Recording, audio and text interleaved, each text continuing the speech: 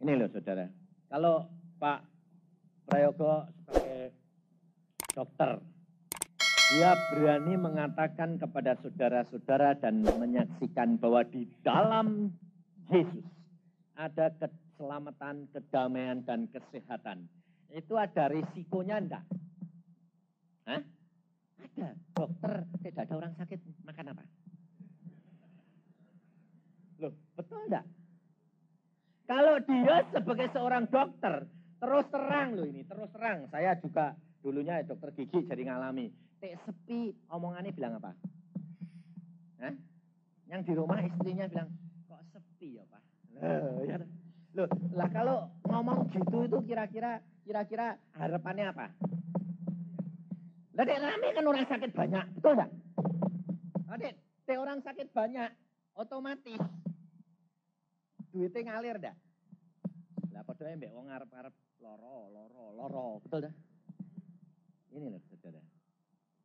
Tapi kalau dia sebagai seorang dokter berani mengatakan bahwa benar-benar di dalam Yesus ada keselamatan, kedamaian, dan kesehatan, dia tahu persis bahwa berkat bukan dari orang, tapi dari Allah sendiri. Ini loh saudara. Sebab kenyataan hidup, kalau dikatakan orang yang sakit datang itu lebih banyak sehingga otomatis uangnya banyak, itu pikiran secara jasmani. Tapi Allah, firman Allah mengatakan, apa yang tidak pernah timbul dalam pikiranmu, apa yang tidak pernah timbul dalam hatimu, itu diberikan oleh Allah kepada orang yang mengasihi dia. Ini luar biasa sekali saudara. Makanya dari itu kita kerap kali terpengaruh oleh apa yang kita dengar. Kita diajarkan, apa yang kita pelajari itu yang mempengaruhi. Sebab saudara kira saya di mana-mana itu tidak ada orang tahu atau percaya kalau saya ini orang GKI. Pikirnya, wah mesti orang Pantekosta ini. Caranya ngomong, caranya nyanyi. Saya orang GKI. Karena Yesus sudah berkata, apabila Roh Kudus memenuhi engkau punya kuasa untuk bersaksi. Apa yang dialami Pak Saumdi? Sama, dia juga orang GKI. Lalu kalau orang Pantekosta ketemu saya bilang, kamu kira saya orang apa? Orang Pantekosta. GKI, tahu enggak? Saya kalah, aku bisa orang GKI. Yang. Sebabnya apa? Sebab kita mesti mengalami pembaharuan terus-menerus. Ini loh saudara. Dan saya di jamaah Tuhan, jadi kalau saudara mendengar Pak Prayogo mengatakan bahwa menyembah. Saudara jangan merasa bahwa, wah aku udah ngerti ya, gak dapat karunia lidah. Nyembahnya piye? Loh. Tuhan itu bisa berbicara dalam segala bahasa. Yang penting kan hati ini. Ya toh, kamu bahasa lidah kalau sampai di rumah terus lihat pembantumu gak beres terus mulutmu kebun binatang keluar semua, matamu gak endi, hatimu. Itu bahasa lidahnya perlu dipikir-pikir. Ini loh saudara. Sebab Tuhan mengatakan tidak layak mulut ini, lidah ini keluar pujian dan magian. Ya toh? Ini harus untuk memuji Tuhan. Ada pembaharuan. Jadi kalau kita menyembah, puji Tuhan. Engkau Allah yang besar. Kalau belum punya karunia lidah. Tidak apa-apa. Tapi kalau engkau sudah merindukan, semuanya dijamah Tuhan luar biasa. Sebab saya orangnya keras. Tidak mau ikut-ikutan. Jadi pada waktu tahun 71, Tuhan tanya sama saya, Yusa, engkau kenapa tidak kepingin karunia bahasa lidah? Loh, bahasa lidah buat apa? Aku bilang gitu. Loh, kamu baca Alkitab apa tidak ngerti? Bahasa lidah diperlukan untuk memperkuat iman pribadimu. Sebab kadang-kadang kita di dalam kesulitan tidak bisa berdoa. Betul tidak? Dalam kesesakan, kebingungan, keberkan utang, tidak bisa sembahyang. Sebab pikirannya ditagih terus. Sembahyang bagaimana? Orang bilang sembahyang itu harus mengasihi Allah dengan segenap hati, kepikiran, dan kekuatan. Tetapi mau menyatukan pikiran, hati, dan kekuatan bagaimana wong pikirannya utang. Ditagih, takut ditagih. Asal ada orang ketok, sudah deg-degan. Waduh, ditagih meneh. Itu mana mungkin. Tapi Alkitab berkata di dalam Rum 8, dia berkata apa? Pada waktu engkau di dalam kesesakan, engkau tidak dapat berdoa. Roh Al-Kudus akan membantu engkau dengan keluh kesah yang tidak terucapkan. Dia berdoa untuk engkau. Dan itu saya alami. Jadi kalau saudara tidak dapat berdoa, saudara punya karunia lidah, saudara menyembah di dalam roh. Nanti beban saudara itu diangkat. Lalu rasanya ringan, sembahyang gampang lagi. Ini loh saudara. Itu gunanya karunia lidah. Tapi tidak karunia lidah digo pamer. Ini terus terang. Banyak buat pameran. Wah, aku belum dapat karunia lidah. Iya. Nggak melu gebor-gebor. Lah, salah kaprah ini. Ini loh saudara. Maka kita harus belajar pribadi dengan dia. Mempunyai pengalaman pribadi dengan dia. Engkau tidak akan tergoyahkan. Sebab tiap mengikut Tuhan itu ada risikonya. Banyak orang Kristen tidak tahu. Karena apa? Pikirnya sudah ikut Tuhan, percaya Tuhan, dipermandikan, selesai masuk surga. Kok enak? Saya bilang. Wong Tuhan berkata banyak yang aku panggil, sedikit yang aku pilih kok. Asal dari Kristen ke permandian, selamat, belum tentu. Saya bilang, loh kok belum tentu bagaimana Pak Yusa? Nah contoh nih, ada enggak di antara saudara-saudara orang perempuan yang anak Tuhan, terus laki-laki ini jatuh cinta, sangang cintanya, aku anak Tuhan, kalau enggak ada di Kristen, enggak bisa. Ya wis aku jadi Kristen. Permandian, ya permandian. Barebar terus, ya aku mau gereja tak terke, aku tak jalan-jalan. Ya toh, kalau waktu pacaran saja getol nganter nang gereja, duduk diem pikirannya ndok jobo. Tapi kalau sudah jadi istrinya, jadi suaminya, sudah jadi suami istri, antar saja ke gereja. Aku tak jalan-jalan dewek. Loh, dulu janji itu kan jadi wong Kristen. Lah aku kan sudah jadi wong Kristen, mesti permandino. Lah kok orang gereja? Lah wong gereja itu kan karepku dewek saiki gini. Lah itu loh saudara. Apakah orang situ masuk surga? Sudah dipermandikan? Masuk surga enggak? Enggak. Nah, itu loh jawabnya tegas enggak. Jadi kita harus punya pengalaman pribadi. Malam hari ini kita belajar. Kalau saudara ikut Tuhan, jaminan luar biasa. Tetapi kalau engkau ikutnya cuma hanya, wis pokoknya yang selamat, itu rugi saudara. Masuk surga ya masuk surga. Masuk Indonesia ya masuk Indonesia, tapi di sebelah mana? Orang luar negeri bilang, Indonesia itu bagus ya? Iya, bagus. Tapi orang luar negeri masuk Indonesia, blek. Coba camplongke ngene Irian Barat ngono. Bingung ya, ini apa Indonesia kok kayak gini? Tapi kalau dia datangnya kenal presiden, diundangnya ke mana? Ke istana. Wah, Indonesia makmur ya. Wah, luar biasa. Loh iya. Nah, tapi kalau kenal Mbak, orang Irian, mlebune kok Irian. Lah saudara juga kenalnya ke surga itu kenal Yesus, masuk istananya Yesus atau masuk di pinggir surga. Asal masuk surga enggak apa-apa toh. Podo-podo enake kok. Enak memang dari tukang kebon bae lah. Ini loh saudara. Sebab kita tidak menyadari bahwa di dalam kerajaan surga itu ada tingkatan-tingkatan. Sebab kerajaan kok sama rata sama rasa kok enak. Lah sing aku bayar setengah mati kok. Tak tinggal ke doktere barang kok aku nganti podo mbek kuwi. Ya moh. Loh, bener enggak? Enggak mau bayar larang untuk elek. Ya moh. Ini loh saudara, enggak mau, kita harus mau benar-benar berani bayar harganya. Kita juga mendapatkan yang terbaik. Untuk itu ada 3 tingkatan. Kita belajar saudara. Kalau engkau mau menduduki berhasil dalam bisnismen, dalam karyamu, dalam studimu, dalam rumah tanggamu, semuanya Tuhan pelajari pada kita. Alkitab ini buku pinter. Tapi orang itu punya buku pinter tapi tidak mau belajar. Ini orang Kristen rugi luar biasa. buku pinter sungguhan. Segala ada. Dari mulai belum lahir sampai nanti mati. Komplit. Sebabnya hidup ini sudah ditunjukkan semua oleh Allah. Apa yang ditulis? Ini ya dan amin. Kita belajar terhadap orang yang dikasihi Tuhan. Daud.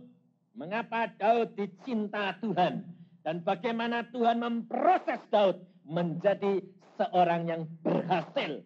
Nah, kita harus belajar. Karena Alkitab ini diberikan supaya kita belajar bagaimana berhasil menjadi seorang anak Tuhan. Maupun karyawan, maupun pengusaha, maupun mendirikan rumah tangga, keberhasilan harus ada 3 tingkatan. Dalam 1 Samuel 16, yang pertama, ayat yang ke-12 dan 13, hanya 2 ayat saja lebih dahulu, ini tingkat pertama, pengenalan kita akan Allah. 1 Samuel 16, ayat 12 dan 13. Kemudian disuruhnyalah menjemput dia.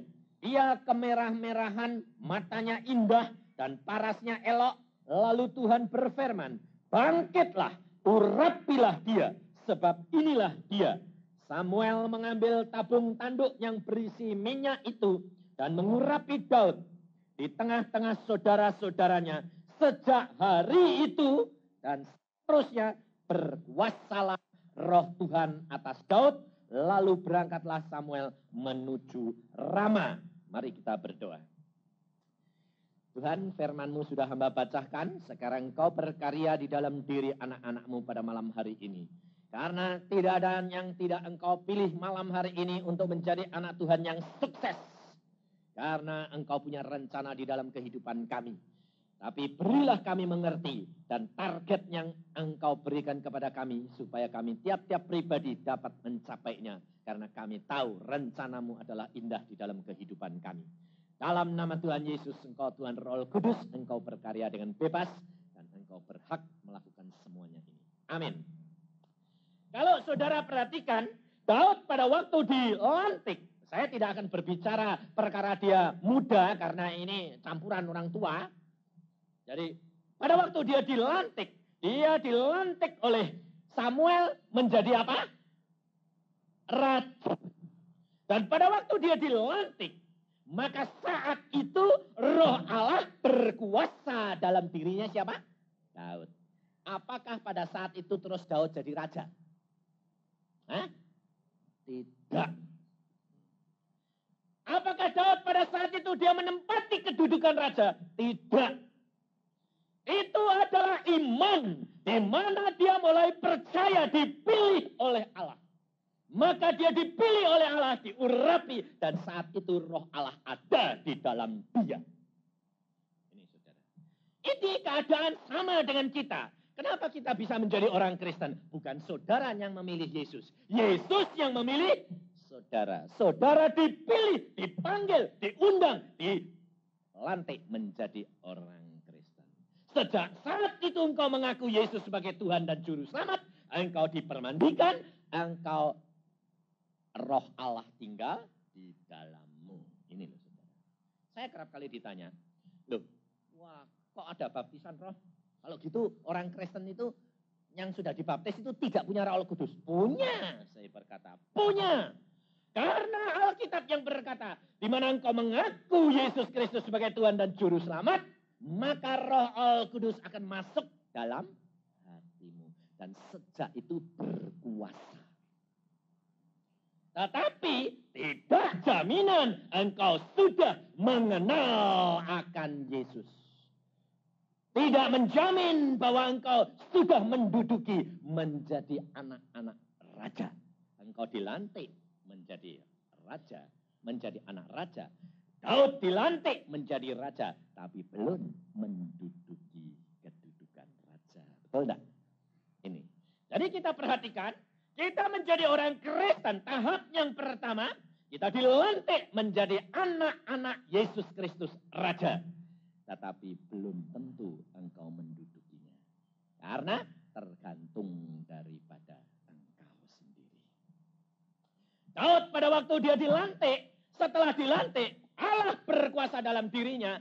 Daud kembali lagi menjadi gembala. Di dalam dia mengembalakan, Allah memproses dia. Sebab dia bakal jadi raja, dia bakal mesti menghadapi peperangan, dia dilatih oleh Allah untuk berperang. Makanya di dalam Mazmur dia berkata apa? Allah melatih aku tanganku untuk berperang. Tetapi pertama kali latihan Allah kepada Daud melalui apa? Dia ditemukan di dalam pengembalaan. Tidak perang sama orang, perangnya sama binatang. Ada singa mau menerkam kambingnya, nah dia mengalahkan singa. Ada biruang, dia mengalahkan biruang. Loh, ini loh saudara. Latihan demi latihan yang diberikan oleh Allah, ini ada maksud daripada Allah. Demikian juga saudara menjadi orang Kristen pertama, saudara dilatih. Lalu saudara bilang, mana jadi orang Kristen ya, tidak ada apa-apa gini kok. Ini saudara sedang dilatih, tergantung daripada ketekunan diri saudara. Dan di dalam latihan itu, setelah Daud memenangkan itu, dia naik. Ada waktu dia disuruh oleh ayahnya, pilih kakak-kakaknya pergi perang, ketemu Goliat, dia mulai. Dia roh Allah sudah ada. Dia berani karena Allah sudah melihat bahwa Daud sudah mempunyai kemampuan untuk mulai bertanding dengan manusia lawannya. Dan pada waktu dia menghadapi Goliat, dia berkata apa? Kenapa orang itu berani menghina Allah kita? Lalu kakaknya bilang, kamu anak kecil turut-turut.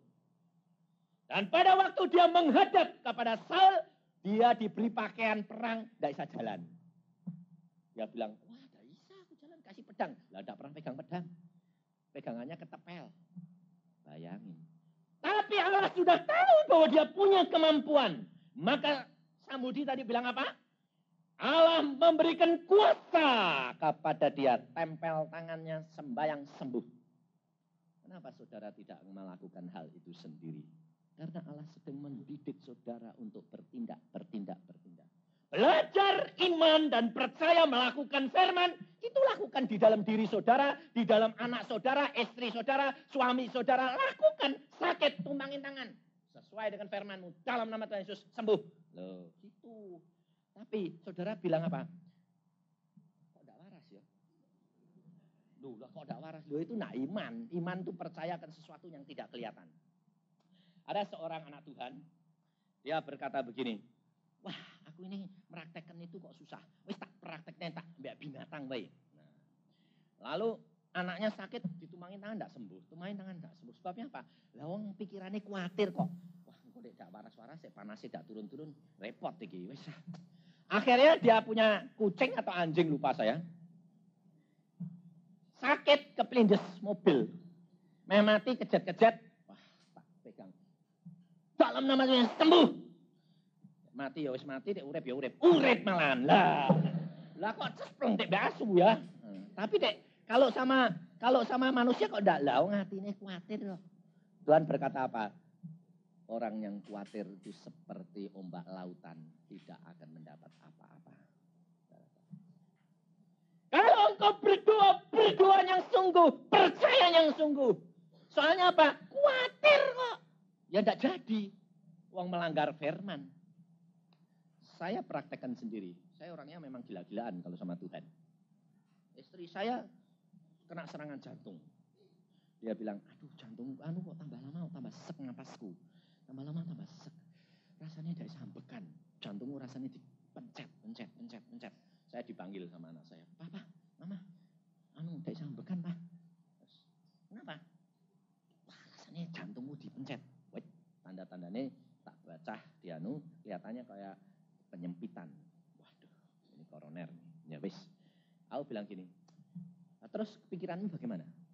Wah, aku rasanya ini kok wis cedak ini. Nah, artinya cedak itu meh game. Lah terus saudara kalau jadi suami bagaimana? Hah? Bingung toh? Langsung cari dokter toh? Lah yang pikiran mbek manusia terus kok.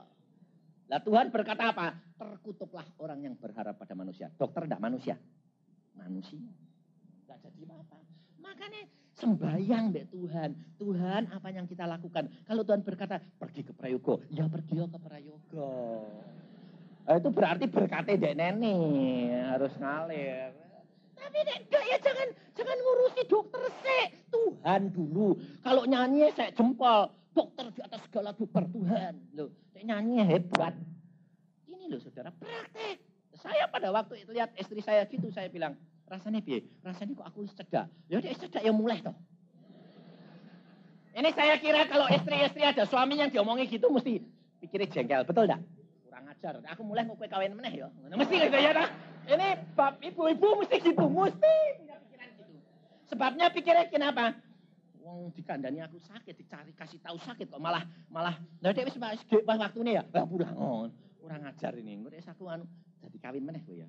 Enggak, untungnya istri saya itu kenal watak saya. Saya bilang, kalau kamu sudah merasa tambah lama tambah dekat, katakan, Tuhan, engkau siapkan diriku untuk segera menghadap engkau. Saya katakan pada istri saya. Tidak usah takut, pulang, enak. Istri saya bilang, ya saya sembahyang. Terus saya bilang, Tuhan, aku serahkan istriku, kalau sudah waktunya pulang, ambil pulang. Nah, saya bilang, istirahat, tidur, tidak usah khawatir. Mengucap syukur. Terus saya masuk ke kamar lain, mulai ngomong ke Tuhan. Tuhan, istriku sudah bar. Tuhan bilang, belum. Masih lama. Kemarin dulu gigi meh mbok cabuti. Tuhan, aku bilang apa? Gigi saya kuat 5 tahun. Mosok saya ini game. Oh iya. Kalau gitu sembuh dong Tuhan. Enggak apa-apa, aku nanti sembuhkan. Aku balik. Ya, sembuh. Loh, kenapa? Lalu Tuhan bilang, belum game, oke game. Enggak apa-apa. Sembuh. Sembuh total, saudara. Itu loh. Itu iman. Itu loh. Jadi jangan lalu khawatir. Udah mati pi. Lah, gue mau siapa coba? Mati temenan, malah cilangan. Ini soalnya, kita tidak boleh khawatir. Seperti Daud, dia pada waktu sudah dididik oleh Allah. Dia menghadapi Goliat yang pakai pakaian perang, tertutup rapat semuanya. Bagi Allah tidak ada barang yang mustahil bahwa Allah sanggup mengalahkan Goliat. Dan pada waktu Daud, dia menghadapi, dia tidak pakai pedang. Dia hanya pakai apa yang dia punya. Dia punyanya masih ketepel, dia pakai ketepel. Saudara punyanya apa? Punyanya iman kecil, ya pakai kecil. Gak khawatir, biarpun gede segoliat gunung seperti apa, sanggup untuk mengalahkan karena bukan engkau. Ini saudara. Kita tidak usah takut, tidak usah berkata, ya ada imanku kayak Pak Samudi, kayak Pak Prayogo, kayak Pak Yusa, ya bisa. Allah berkata apa yang engkau punya itu cukup untuk mengalahkan musuhmu. Ini saudara.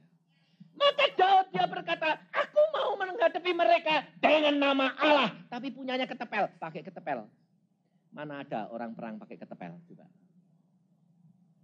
Mana ada orang utang, bayar utang, mengatakan, Tuhan, aku mau panggil yo, bayar utangnya. Lalu tengok-tengok gitu. Mana ada orang Kristen. Makanya orang Kristen dianggap orang dunia itu orang gila. Orang sinting. Tapi Allah itu luar biasa. Alkitab mengajar kepada kita harus berani bertindak. Apa yang kamu punya, kamu lakukan. Itu akan terjadi. Coba renungkan. Sekuat-kuatnya ketepel itu, karete sekuat apa toh? Kok batok kepala iki tembus sama batu bunder itu, logikanya di mana coba? Alkitab berkata loh. Daud pada waktu dia ngetepel, langsung batunya itu masuk dahinya Goliat. Itu masuk ke dalam otaknya dan langsung mati. Wong saya dulu waktu praktikum di kedokteran gigi, kepala ini tak tutuk atas, tak ambil ganden, tak coba. Tok. Loh, lah kok tak mati. Ini waktu tuh masuk bolong. Logikanya di mana? Itu karena Allah yang memberikan tenaga untuk masuk, saudara. Bukan Daud yang melakukan. Bukan engkau yang melakukan kalau engkau punya iman cuma seperti ketepel. Tidak mungkin untuk mengalahkan segala perkara. Tetapi di dalam dia mungkin. Ini loh saudara.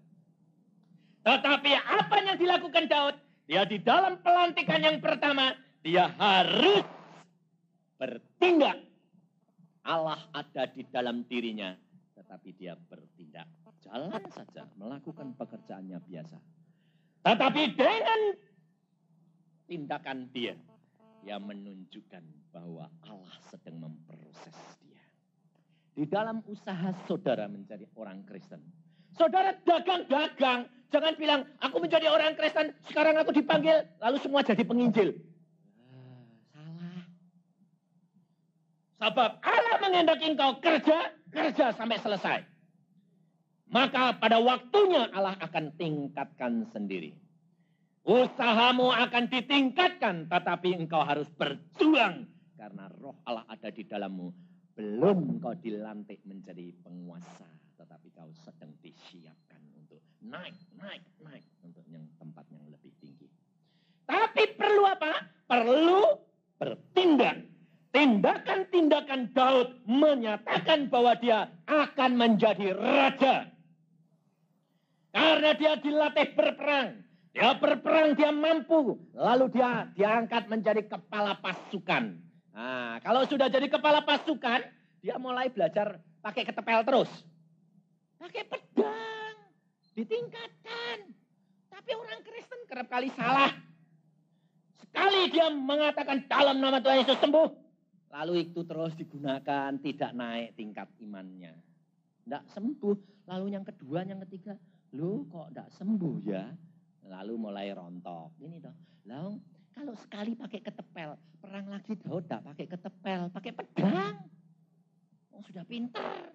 Sudah dilatih dengan pedang, pakai pedang. Naik ke tingkat yang lebih tinggi. Perlengkapan orang Kristen juga harus begitu. Kalau saudara pertama kali engkau mengalami perkara-perkara yang ajaib dengan Allah, naik imanmu. Dan engkau harus melawan semuanya itu dengan tingkatan imanmu yang naik. Fasilitas yang berbeda.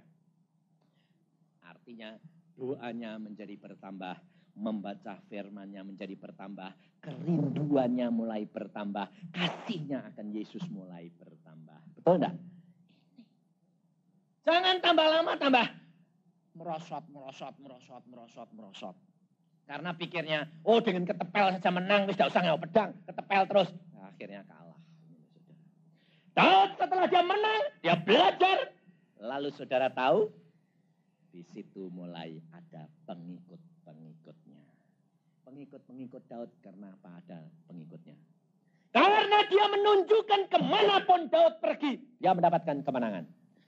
Nah, itu kesaksian. Jangan melalui mulut. Kalau mulut itu bukan kesaksian, tapi pemberitaan. Kesaksian harus dialami, orang lain melihat, maka dia akan bertanya, kenapa kamu berubah begitu? Nah, baru cerita, karena Yesus yang mengubah aku sedemikian rupa. Ini saudara. Hidup kekristenan harus ada 3 tingkatan.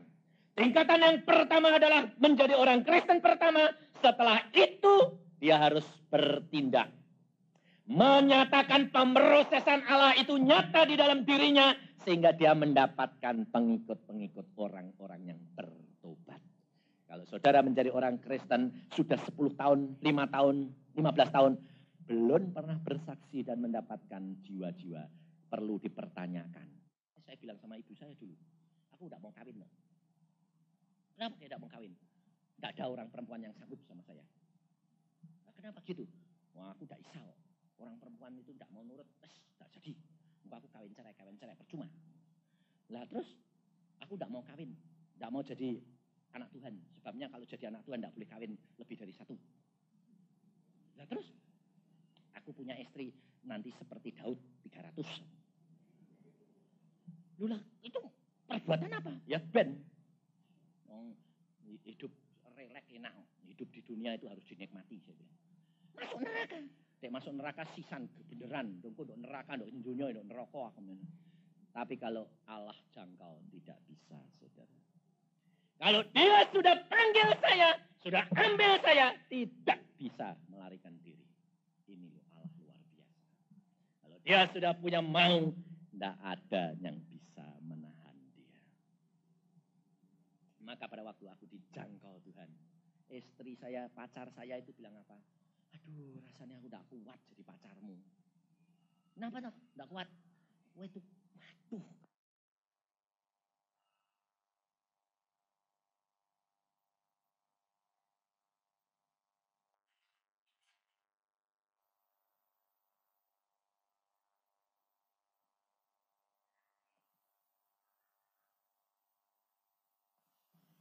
Kenapa toh? Gak kuat. Wah itu, waduh. Sinis. Keras. Dibantah sedikit, marah. Tinggal. Janjian telat sedikit, out. Saya kalau janjian sama istri saya bilang, jam 5 tampil ya. Ya. Jam 5 tepat. Aku di depan rumah dia. Saya ketok. Mana psikiat? Bilang, suruh nunggu sebentar. Tak tinggal. Tak tinggal. Lalu lain kali ketemu. Loh kok buat tinggal tuh gitu. Aku sudah toto-toto sampai suwi. Lah janjian jam 5. Ngenteni semenit aja kok enggak mau. Tepat harus sudah korek. Tidak. Nih. Tidak tahu. Tapi saya juga tidak mau terlambat. Orangnya gitu. Tidak mau datang lebih cepat. Tidak mau. Kalau saya datang ke tempat dia lebih kurang 5 menit. Saya jalan-jalan di luar. Orang kayak orang sinding juga. Tak pikir-pikir sekarang kayak orang sinding saya. Jadi naik sepeda motor itu saya mutar sampai tak pas. Jam 5 tak persis di depan pintu. Tok tok tok tok. Nah, itu loh saudara, saya kerasnya luar biasa. Tapi toh kalau Tuhan sudah mengendaki semuanya itu luar biasa. Diubah Allah demikian rupa sehingga saya bisa mengasihi dia. Tapi perjuangan istri saya itu tidak sia-sia, saudara tahu. Luar biasa, dia tidak pernah membantah, tapi dia berdoa. Tuhan, Engkau berikan suami, dia akan Engkau berikan yang terbaik. Diimani yang terbaik, dan itu mesti baik. Dan saudara tahu, Allah luar biasa. Pada waktu saya makan setelah menikah sama dia, 6 bulan, saya masih keras. Kalau dia minta apa-apa, oh jangan tanya. Dan pada waktu itu dia sudah mulai mengandung. Udah kawin 6 bulan itu dia udah ada isinya, mulai ada isinya, mintanya aneh-aneh. Jadi saya bilang, gak usah aneh-aneh. Dia diam sama air mata. Tapi saat itu Tuhan jamah saya, jam 1 siang saya jalan-jalan. Habis makan, Tuhan berbicara langsung. Dia berkata begini, mulai hari ini engkau menjadi orang Kristen yang benar. Saya bilang, siapa yang ngomong ini? Saya cari-cari, tidak ada. Terus saya bilang, Tuhan, kalau ini engkau yang bicara sekali lagi. Yang ngomong, hari ini engkau baru menjadi orang Kristen yang benar. Saya bilang, yang benar dong Tuhan. Saya 25 tahun jadi orang Kristen, guru sekolah minggu, ketua pemuda, belum jadi orang Kristen yang benar. Tuhan berkata, belum. Apa buktinya? Engkau tidak punya kasih. Aku mengasihi engkau, tapi engkau tidak kasih sama istrimu. Bohong. Waduh, saya bingung. Jadi belum jadi orang Kristen yang benar? Belum. Sekarang, engkau baru menjadi orang Kristen yang benar. Apa buktinya? Engkau mempunyai kasih. Saya orangnya terima gitu. Bah, saya bilang, coba buktikan. Lalu Tuhan berkata, lihat keluar. Saya lihat, ya pohon kates gitu. Di luar tuh ada pohon papaya yang saya mau potong. Bilang, ngurusoi aja pohon papaya ini, potong. Lalu Tuhan berkata, lihat pohon papaya itu. Saya lihat berubah, saudara. Loh, saya kok bisa kasih sama pohon? Ya, pohon ini ciptaan Tuhan. Kasihan ya. Baik. Tidak usah dipotong, saudara. Lalu Tuhan berkata, pohon saja kamu bisa mengasihi, bisa mengerti dia. Apalagi istrimu. Oh ya. Saya bilang, terima kasih Tuhan. Hati ini rasanya damai luar biasa. Sukacita luar biasa. Itu zaman Allah pertama kali dan kepenuhan Roh Kudus saya pertama kali. Ada kasih daripada Allah mengalir. Pada saat itu saya belum bisa karunia lidah. 5-6 tahun kemudian saya baru berkarunia lidah tahun 71. Dan pada waktu saya mau karunia lidah, Tuhan berkata, kenapa kamu tidak rindu karunia-karunia yang lain? Loh, kalau engkau mau beri dong, aku mau. Dah, minta. Ya, bagaimana? Doa puasa. Tapi aku tidak mau loh, ditumang-tumang tangan. Saya bilang, siapa yang bilang kalau kepenuhan roh harus tumang-tumang tangan? Loh, biasanya di gereja Pantekosta itu, siapa yang mau kepenuhan roh? Maju depan, tumang tangan. Tidak ada agen Roh Kudus itu, tidak ada. Tidak ada agen.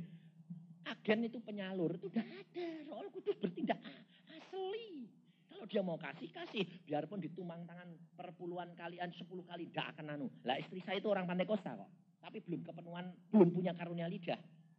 Karena apa? Ya saya bilang, kowe sudah punya karunia lidah? Belum. Loh, itu udah ada. Ada. Lah kok tidak maju? Maju puluhan kali. Ya sudah diuyak-uyak, tapi tidak tahu bisa. Lah mungkin gue kurang anu, kurang aku sudah suruh apa ya, aku turut toh. Tapi belum bisa. Oh, kalau gitu memang anugerah Tuhan ini ajaib. Pribadi dia itu tidak bisa di agen-ageni, tidak mau, tidak ada agen dia. Terus Tuhan berkata, doa puasa sama istrimu, aku akan penuh berikan apa yang aku punya. Saya doa puasa sama istri saya, 3 hari 3 malam, tapi bukan 3 hari 3 malam, 3 hari malamnya makan. Hanya kalau pagi jam 6 sampai jam 6 gitu loh, tidak makan, tidak minum. Jadi tetap kerja tapi tidak makan, tidak minum. Banyak berdoa, baca Alkitab, ngantar sekolah ya ngantar, kerja ya kerja, tapi tidak makan, tidak minum. Hari ketiga Tuhan berkata, masuk kamar, kunci, berdoa, aku akan jamah engkau. Saya dengan istri saya bayang terus. Pertama kali saudara tahu, tangan saya ini kena setrum. Saya bilang, ini apa? Ini apa? Buka mata, dek. Sembayangan merem. Saya ngajari sembayang merem siapa tuh? Saudara kalau sembayang otomatis tutup mata enggak? Ya dah? Siapa sih ngajari? Loh, ajar dari mana coba? Sembayang mesti merem, siapa sih ngajari coba? Saya ngajari siapa? Tidak ada Alkitab, sembayang mesti merem. Ada tak? Ada tak Pak? Tidak ada. Tapi kenapa sembayang suruh merem? Sebab zaman dulu itu pendetanya tidak ada pendeta perempuan, betul tidak? Pendetanya itu laki-laki. Laki-laki mata keranjang. Sembayang matanya melak-menon, belawang itu, wah bingung, tidak bisa konsentrasi. Jadi merem. Lah saudara orang lihat pendetanya merem, ya merem. Nah ya, tapi tidak ada yang ngajari merem itu, tidak ada. Sebarang merem. Ini loh saudara. Maka pada waktu itu saya berdoa, tangan ini dijamah, luar biasa strum. Saya buka mata, model saya, orangnya rasional. Saya bilang, setrum gak ngerti. Tidak ada. Saya bilang, apa sih ini? Saya bilang, apa ini Tuhan? Ini apa-apaan? Saya bilang, saya tidak mau aneh-aneh. Gini aku bilang, tidak bisa saudara, terus berjalan kayak setrum ribuan buat tangan ini gini terus. Dalam nama Yesus, pigi, tidak mau pigi. Terus yang paling repot di mulut. Gigi saya itu tok. Lah aku dokter gigi tahu, waduh, jebol kabeh ini nanti. Aku bilang gitu, wah buka mulut. Malah karena buka mulut, lidahnya bergerak sendiri. Keluar bahasa lidah yang aneh. Dan pada waktu saya keluar bahasa lidah yang aneh, istri saya nangis teriak-teriak. Kenapa? Iri. Tuhan, kok gak ada adil? Kenapa suamiku mau kasih aku enggak? Tuhan berkata begini, anak, suamimu itu orang yang keras hati. Suamimu itu kalau tidak dipaksa, tidak akan percaya. Tapi engkau, anak Tuhan yang lembut, kau tidak usah dipaksa. Engkau sudah menerima anak. Dan dia tidak merasakan apa-apa. Tapi hari itu belum keluar bahasa lidahnya. Kemudian dia besok lusanya dia memuji Tuhan. Saya ajak sembahyang jam 5 pagi. Setiap jam 5 kita mesti berdoa. Kita sedang berdoa. Dia keluar bahasa lidahnya dengan lembut, halus. Kalau bahasa lidah saya kemerotok kayak orang Jepang. Sebab orangnya kasar. Ini loh saudara. Allah bertindak sesuai dengan sifat dan perangainya masing-masing. Jangan iri, jangan lihat orang lain. Allah sanggup memberikan sendiri pengalaman-pengalaman engkau dengan dia. Pada waktu tahun itu setelah saya menikah 6 bulan saya dijamah oleh Tuhan. Saudara tahu? Luar biasa perubahannya. Langsung saya sorenya istri saya sudah mengandung, dia bilang ini, aku kok kepengen dia kalau minta enggak berani terus terang. Sebab dia tahu watak saya. Dia belum tahu kalau saya sudah berubah. Saat itu sudah dijamah Tuhan. Dia bilang, aku kok kepengen makan bakso. Di mana? Di Kelitren. Ya yuk tak antar. Kaget dia. Loh, gue mau. Oh mau. Naik apa? Dia takut ragu-ragu. Saya tanya, naik apa? Punya sepeda motor, tapi dia bilang, aku kok kepengen naik sepeda. Jadi minta dibonceng. Padahal jauhnya itu 7 kilo. Naik lagi dari... Aku bilang, dia takut sudah ragu-ragu, ternyata tidak mau. Saya bilang, ojo khawatir, tak bonceng ke. Nah, dia matanya kaget, dia buka. Kapan gue mulai ngerti aku? Siang ini Tuhan jamah. Sekarang aku mengasihi kamu dan mengerti kamu. Bayangin saja. Hidup kekeluargaan menjadi berubah. Indah di dalam dia. Ada kedamaian. Di dalam Yesus ada kedamaian. Ini jaminan. Hidup dengan dia mesti ada pemrosesan. Di dalam pemrosesan kita akan melihat ada kegenapan daripada tiap firman Allah. Maka tingkat yang kedua, setelah Daud membayar harganya pemrosesan, dia sudah diangkat menjadi kepala pasukan. Lalu Saul mulai iri dan mau dibunuh. Dan Daud harus lari. Dan diproses Tuhan lagi kira-kira 10 tahun, saudara. Dia harus melarikan diri dari kejaran Saul. 10 tahun lamanya. Dan pada waktu Saul diserahkan kepada Daud oleh Tuhan, apakah Daud bunuh Saul? Tidak. Daud berkata, jangan jamah orang yang diurapi Tuhan. Biarkan Tuhan yang mencopot sendiri. Nanti aku menduduki jabatannya. Tapi dia tunggu waktu dan saatnya Tuhan. Banyak orang Kristen tidak sanggup menunggu waktu dan saatnya Tuhan. Dia mau cepat-cepat. Seorang pengusaha yang sudah diberkati Tuhan, mulai punya uang banyak, usaha mulai besar. Coba, yang kecil-kecil kira-kira dipencet biar mati sekali enggak? Ya toh? Toko kecil-kecil diberdirikan supermarket. Gepeng yang cilik-cilik mati kabeh. Betul enggak? Kalau saudara punya usaha sudah mulai tinggi, kepengennya apa? Uang secepatnya masuk. Yang kecil biar mati sekalian.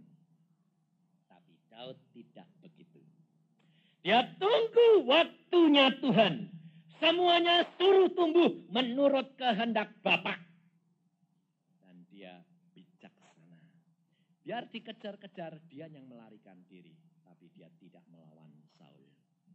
Ini loh saudara. Musuhnya diserahkan 2 kali, tidak dibunuh.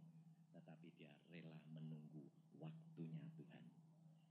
Kalau engkau menjadi anak Tuhan, engkau akan dapat mengerti belajar dari Alkitab. Maka engkau akan menjadi orang yang diberkati. Karena kalau engkau belajar, engkau akan menjadi orang yang diperkenan Allah. Luar biasa. Makanya jangan tergesa-gesa. Saya sendiri dulu bilang gini, Tuhan, engkau janji ngambil saya kok. Dari umur 12 kok. Sekarang 40 tahun saya belum jadi hamba-Mu sih Tuhan. Tuhan berkata apa? Yusa, jangan tergesa-gesa. Aku punya waktu sendiri. Orang ketinggalan. Itu lu jadi hamba Tuhan, naik sepeda, naik motor, naik mobil, naik kendaraan jet. Tuhan berkata, engkau tidak tahu. Aku punya rencana yang lain. Tuhan menghendaki memproses terus sampai menjadi masa. Saudara tahu. Dan Tuhan pada waktu itu tunjukkan saya. Kamu mau kepengen lihat kendaraanmu kalau kamu nanti nginjil, waktunya sampai, iya. Lalu Tuhan tunjukkan, Tuhan itu luar biasa saudara. Tuhan cuma begini saja perintah malaikatnya. ambil kendaraan Yusa. Langsung datang. Datang kendaraannya, ternyata kok berdiri. Saya bilang, ini apa kendaraan kok berdiri? Kalau kendaraan kan semua begini. Saya lihat hamba Tuhan an menginjil pakai sepeda, jalan kaki, main mobil, pakai jet, pakai Concorde. Saya bilang, Tuhan itu yang pakai Concorde. Wah, aku ya ketinggalan. Tuhan berkata, jangan membatasi kuasa Allah. Mana kendaraanku? Lihat. Lah kendaraan kok berdiri gini, ini apa? Aku bilang gitu. Lalu Tuhan berkata, kamu tahu ini roket. Langsung Tuhan bilang, jalankan. Wah. Lalu Tuhan berkata, engkau tahu, aku didik engkau, aku proses engkau lain daripada yang lain. Kenapa? Karena mereka pakai jet, pakai segala, pakai Concorde, mereka tidak dapat lepas daya tarik bumi. Muter-muter tetap di bumi. Tapi roket bisa tembus daya tarik bumi, bisa kembali sesuka Anda. Wah, saya bilang, jadi maksudnya apa Tuhan? Engkau lepas dari ikatan-ikatan duniawi. Ini loh saudara. Dari keuangan, dari kebanggaan, dari seks. 3, tahta, wanita, dan harta. Oh ya, saya tahu. Ini saudara. Kalau engkau tidak mau tunggu waktu dan saatnya Tuhan, Tuhan berkata, oke, kamu mau pilih sendiri, boleh. Tapi engkau rugi, pemrosesan belum selesai. Engkau dahului kehendak Dia. Engkau akan hidup penuh dengan perjuangan, saudara. Maka pada waktu Tuhan panggil, saya mengatakan, baik, aku tunggu waktumu Tuhan. Pada waktu Tuhan panggil, saya barusan dipanggil 1 April tahun 80, saudara tahu. Baru 5 tahun saya menjadi penginjil. Dan saya tidak pernah menjadi penginjil menawarkan diri. Saya mau datang ke kota ini, tolong carikan pelayanan. Tidak. Saya berkata, Tuhan, engkau yang panggil aku, engkau yang sediakan pelayanan. Kalau tidak, aku tidak melayani, aku tetap tinggal di rumah. Lu enak nunggoni bojone ya. Saya itu orangnya gitu, tidak peduli saya. Dan Tuhan mengatakan, aku yang perintah untuk minta kepadamu. Setiap permintaan saya mesti doakan dulu. Tuhan, ini aku harus layani enggak? Kalau Tuhan bilang, tidak usah layani, tidak tak layani. Tidak peduli saya. Saya orangnya tidak peduli. Ini loh saudara. Saya hanya mengabdi kepada Dia. Dan hanya kepada Dia. Selama mengabdi kepada Dia, segalanya dicukupi luar biasa. Dan kalau saudara tahu, kadang-kadang Tuhan berkata apa? Yosa, diam diri di rumah. Berapa lama Tuhan? 3 minggu, tidak usah keluar. Saya di rumah, tidak melayani. Saudara. Berdoa, puasa, banyak membaca firman Tuhan, berdoa dengan Dia. Istri saya tanya, kok tidak melayani? Tidak. Suruh nunggu nih kue, lumayan. Lah terus, kebutuhan keluarga, Tuhan akan cukupi. Caranya, tidak tahu, urusannya Dia. Tiap bulan tercukupi, tidak pernah kekurangan. Ini saudara. Padahal kebutuhan saya minimal 1,5 juta 1 bulan. Siapa pendeta siapa yang gajinya 1,5 juta? Tidak ada. Nah, bangkrut gerejone kan bayari 1,5 juta. Ini nih saudara. Tapi Allah itu luar biasa. Maka di dalam tingkatan Daud yang kedua, dia dilantik lagi. Loh, ini loh. Sudah dilantik menjadi raja, kenapa harus dilantik lagi? Ini kerap kali orang Kristen tidak ngerti. Ya pada waktu sudah dikejar-kejar Saul, Saul pada waktu sudah mati, Daud dilantik lagi oleh orang Yehuda. Kelompok Yehuda melantik Daud menjadi raja mereka. Sudah punya kelompok yang setia kepada dia. Hasil pemrosesan, kesaksian-kesaksian hidup Daud, orang akan datang sendiri. Saudara tahu, luar biasa Alkitab ini mengajar kita. Kalau engkau menjadi orang Kristen, engkau sudah menjadi percaya, engkau diproses, Allah ada di dalam dirimu, engkau menjadi saksinya, engkau akan membawa jiwa-jiwa, engkau akan mendapatkan urapan yang kedua, kepenuhan Roh Kudus. Itu beda sama ada Roh Kudus. Ada kepenuhan urapan Roh Kudus yang dua. Hidupmu akan berubah. Engkau akan menikmati, sudah menduduki suatu kedudukan menjadi kenyataan, tapi belum sempurna. Daud menjadi raja, tapi bagian orang Yehuda saja, belum seluruh Israel. Setelah dia menduduki itu, dia menyatakan dirinya dengan bijaksana, dia menyatakan dalam peperangan selalu menang, baru orang Israel datang kepada dia, mengangkat dia, dilantik lagi menjadi raja untuk ketiga kalinya. Baru ketiga kalinya dia menjadi sempurna di hadapan bangsanya, seluruhnya di bawah perintah dia. Ini loh saudara. Maka kalau engkau sudah mencapai tingkatan yang ketiga, engkau akan menjadi orang yang berkuasa. Usahamu akan mencapai kesempurnaan, tingkat yang tinggi. Tetapi hati-hati, harus mesti waspada, mawas diri. Kalau tidak, engkau akan gugur seperti Daud. Daud pada waktu dia sudah berhasil menjadi raja orang Israel, dia mendirikan istana yang bertingkat. Betul lah? Saudara, kalau orang-orang kaya itu rumahnya bertingkat enggak? Bertingkat, kenapa? Bertingkat supaya pandangannya lebih luas, betul dah? Terus kebanggaan mulai ada, lihatnya dari atas gini loh. Kalau dulu enggak punya apa-apa, lihatnya ke bawah, betul dah? Kalau sudah mulai tinggi, mulai berhasil, lihatnya gini dah. Daud mulai diangkat tinggi-tinggi, mulai makmur, matanya lihat gini, Betseba mandi. Ambil dia. Itu istri panglimamu. Ambil dia. Istrinya direbut. Panglimanya disuruh bunuh. Dengan lawan. Bayangin saudara.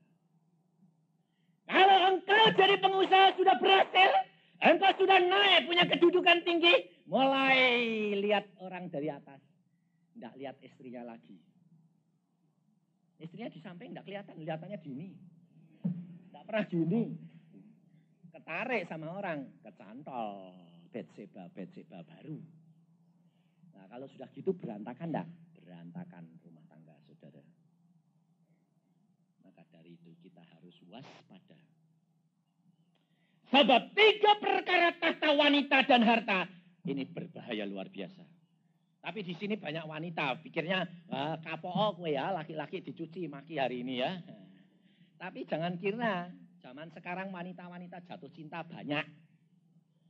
Mak-mak jatuh cinta sama cucuke banyak-banyak. Jangan kira. Sebab zaman ini zaman luar biasa gilanya. Orang akan dirangsang oleh segala perkara yang jahat. Wanita-wanita kalau sudah kaya, uangnya sudah banyak, lihatnya apa? Dia tidak jatuh cinta sama wanita, enggak. Sudah tambah tua. Tapi apa? Harta. Lihat yang klip-klip loh. Ya dah, mulai tren tap. Nah ini, itu harta, wanita, dan tahta, kebanggaan, kesombongan. Lalu memerintah seenaknya, berkuasa. Ingat saudara, semuanya itu hanya anugerah Allah, bukan usahamu. Tetapi karena engkau melekat kepada Allah, Allah memberikan dan mengaruniakan kepadamu. Engkau harus mengucap syukur kepada Dia. Maka di dalam Dia engkau akan diangkat tinggi-tinggi. Naik menjadi sempurna. Karena Allah berkata, hendaklah engkau sempurna. Karena Bapakmu sempurna adanya. Jaminan menjadi anak Tuhan dalam 3 tingkatan menjadi kesempurnaan di dalam Dia.